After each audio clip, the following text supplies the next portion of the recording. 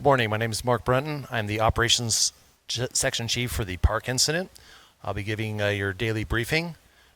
Given the briefing today out of the Red Bluff camp. So a lot of successes this past number of days. From a week and a half ago, we are in a very different place with our fire. We're really coming together. We're having a lot of success. We're buttoning things up, and we're just getting to the point where we're hopefully finalizing this last bit of the fire. So I'll take you through the fire, talk about some of the things that we've been doing, where we're at currently, and where we're going to be going moving forward with the incident. So throughout the incident, this whole west side of the fire, our left flank of the fire, is looking very, very good.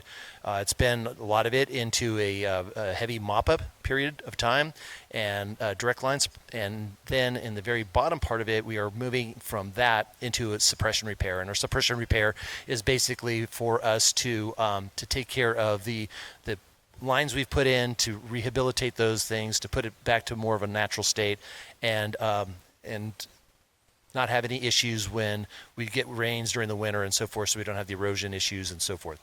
As you move up to the north part of the fire, there are bits up in this finger where we have some very heavy brush fuels that have been a bit of a challenge for us. There is direct line in there. We have mop-up going on, very heavy mop-up, but it does hold a lot of heat within there with that heavy fuel. And when the weather gets hotter and drier, which it has been over the past day or so, and will continue to do so, that we are going to be seeing some smokes popping out of that. But we have crews in there that are working diligently to take care of that. And yesterday afternoon, when we started seeing that pop up, we were able to utilize our rotor wing, our copters, to go in there and do heavy water drops to support those ground crews. It's just a really tough country to work in, and just super heavy decadent brush fields that are in there. So it's going to be continued work and just a lot of sweat and hard work that will go into that to put that away and put it away for good. As we move across the top of the fire, that's looking really good, moving over the top and down past the Highway 36 corridor. That right shoulder, right flank of the fire, that has been challenged over the days. We've got the direct line, starting to do a lot of heavy mop up in there. That fuel model's changed from grass to a brushy to a very heavy timber fuel loading and fuel model, which is very difficult. Holds a lot of heat, a lot more readily available dead fuels that just are going to create a lot of hard work for us. And the folks have been doing a great job getting in there and starting to take care of that issue. So again, that's going to take a lot of more days of work and effort, and they're doing a really great job. As we move down into our branch 15 and 18, those are our two priority branches of the fire. We've really narrowed this thing down to whereas before we'd have 3 or 4 of our top priorities. These are our top 2 priorities, and they have been for a number of days. So we're going to continue to work in those areas to create and finish up a plan for that Mill Creek drainage. That has been the biggest challenge so far. For those not familiar, it is a very large, it's not a small creek drainage, it's a very large gorge, if you will. Very long, many miles, about probably 8-ish miles or 10 miles from start to finish of that entire drainage that we're dealing with. What our plan is that we are putting lines on both sides of the rim of that drainage in both the Tehama, for the Tehama zone and the Butte zone resources. They've put in a lot of really solid, good primary line, utilizing some road systems and then creating others with dozer line.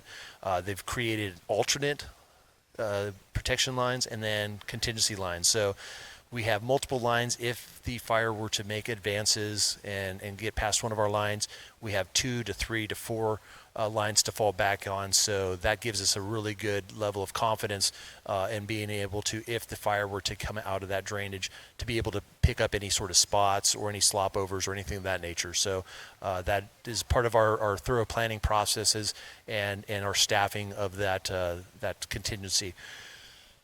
The fire is established in the drainage. Yesterday it did make some good significant pushes and runs towards the rim and towards our line, but it all stayed within that and held. We were able to fly our rotor wing helicopters in there to do water drops to support the ground troops, keep it where we wanted to keep it. Our plan moving forward as we utilize that drainage is we're using some of the road systems, like I said, like on the north side, the Turner Mountain Loop Road, connecting some of the dots there, and then finding a place where we can dive down into the drainage safely, effectively, efficiently with our hand crews and our dozers to put in a line that will connect one edge of the rim to the other all the way down to the creek. So far, we've been able to find 2 locations to do that. We've already started down on one side, completed that line, and from the other, starting to work on that. And then we'll have a secondary, which we found is a really good location, a little further up drainage from that first set, but it looks like the most promising and effective area that we're going to be able to connect the dots in that drainage and be able to provide a true box of that entire drainage. After that, we are going to be looking at a potential for a good slowly planned, methodical burn operation, which we intend to do a low intensity burn within that drainage to basically secure it and keep it within that box. And then at the same time have a secondary positive effect with that burn operation, which will be a low intensity burn, which would actually be a very good, healthy thing for that timber fuel model within there and eliminate a lot of the very flammable and type of fuels and the kind of fuels we really don't want in there, which is brush model and that sort of thing. So that's the overall plan, the overall goal with our overall plan for that drainage. So very complex plan, a very complex operation. However, we put a lot of thought into it. Brought a lot of science into that, and we are going to utilize a variety of resources to pull that mission off, and we have the resources to be able to accomplish that plan, and that'll be in the coming days. So this is not going to be an overnight operation. It'll take multiple days, but we are planning for that, and I think we're going to have a lot of success with that plan. Very, very confident in that. Continuing on with our fire, moving down the right side, looking very good as we get down into the areas that have been repopulated, such as Butte Meadows, Forest Ranch, Cohasset.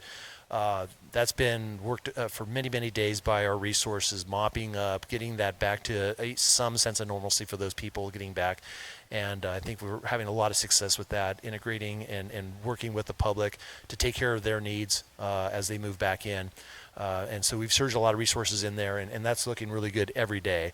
As we continue to in that area and further down, suppression repair, again, becoming our primary focus within those communities and those areas. Along the top of the fire, the Shasta zone, they've had a lot of contingency lines put in. They've completed that project. Now they are going into a switch role in doing suppression repair. So all those lines they put in, now they're going back and getting those prepared for suppression repair for the dozer lines that they put in and such. Dama contingency, same thing. We've got good set lines put in. They've got everything connected the way they want. That'll be pretty much completed today for the contingency lines for our design plan. And then they're going to start going into a suppression mode with that. So that's very promising. And then finally, the Butte contingency, they've done fantastic work there with a lot of good lines, utilizing a lot of previously done fuel projects, reduction projects, utilizing that to our advantage, which is why we do those. And that has had a lot of success.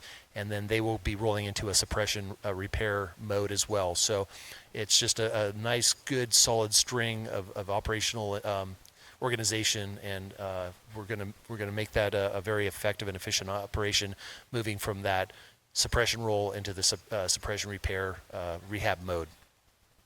We have, again, like I said, a lot of aircraft. We have over 40 helicopters from not only agency and call when needed contract ships, but also we have a significant number from the California National Guard and other outside state guard units. And we've been utilizing them effectively, efficiently, and they've been a super huge help for us and force multiplier. We also have fixed wing, and we've been flying those when we can. The weather conditions are turning hotter and drier. However, the air is clearing up, so we don't have the smoke conditions for the most part, and we are flying those aircraft as much as we possibly can to help the troops on the ground, support them in their needs.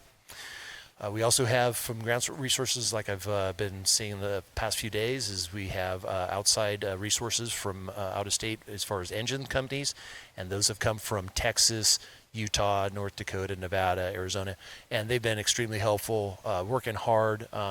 We're extremely happy to have them. They have fantastic attitudes and been a huge help to us. So huge thanks to those folks coming in and helping us out. We also have installed our National Guard assets from hand crews that we received a couple days ago. They worked a full shift yesterday, and they're continuing to work for us for the coming days. That brings an added bonus and force multiplier with these hand crews, over 100 personnel per force pack. We have one of those working currently in the Butte zone. We will be receiving another one of those today, tomorrow. We will in-brief them, and then they will go on the line in the Tehama zone. And that will be a huge help to free up our Type 1 crews to focus on the other mission, in particular the mission in the Mill Creek drainage. Everything's starting to come together. We're starting to have the sufficient resources that we need to really execute the mission and to provide us the opportunities to get a hold on this thing, move forward, and complete our objectives and mission of this incident.